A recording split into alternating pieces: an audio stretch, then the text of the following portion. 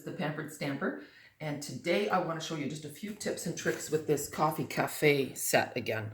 I was making a whole pile of treat favors, which I don't do often because it's fiddly work, and so these little tips and tricks might not be brilliant, but they save me time, so I think you're going to like it.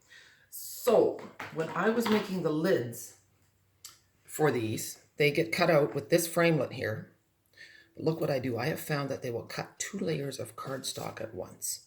So I have my stamped ones and my plain one. And then I run them through at the same time.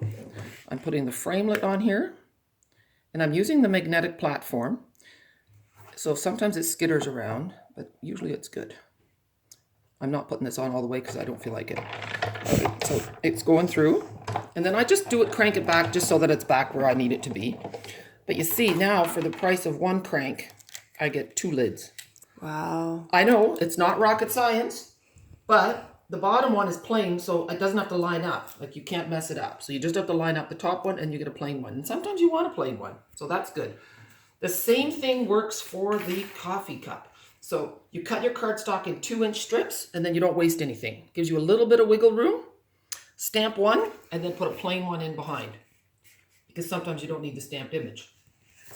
Then you just run it through again. So once again, you are getting 2 for the price of 1. So that is doubling your speed when you're making a bunch of these. And then I'm going to show you what I did with them. And it's not my original idea. I can't remember who I got it from. I will let you know when I figure it out. So see, I have 2. A plain one and a stamped one.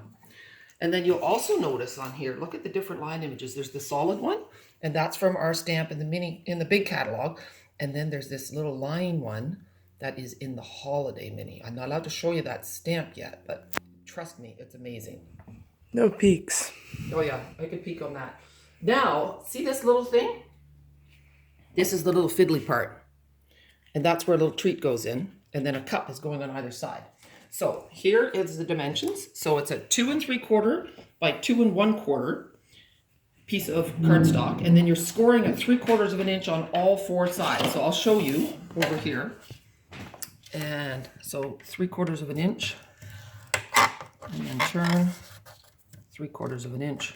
And that way you don't have fancy measurements, just 3/4 of an inch. And then like so. So it's not rocket science. And then I'm just cutting over here. 1, 2, and then 1, 2. And then you fold up and you're just adhering them like this. I'm not going to do it, but you see, just like so. So in and in, oops, and like so. Okay, you can put as little or as much adhesive as you need. And then, I'm coming, Rachel. I have to find one that's not, there you go, here, look. So, I've put a cup on the front with a lid, a cup on the back, see the plain one with the plain lid, and then you just put adhesive in between and give it a good squish shut like this. And then inside, there's a little treat. Let me see. Here, little treat. There was a little treat in the other one too. Oh, there was. Oh, well, you know what? I missed that. Okay, one last tip. Now, these plates sometimes start bending, and that is because of the precision plate. So only use the precision plate when you've got a finely detailed framelit. If you're using a big open framelit, use the magnetic or use the regular platform because otherwise your plates will bend more easily. Okay? That's all for today. Happy stamping, and have a great summer day. Bye.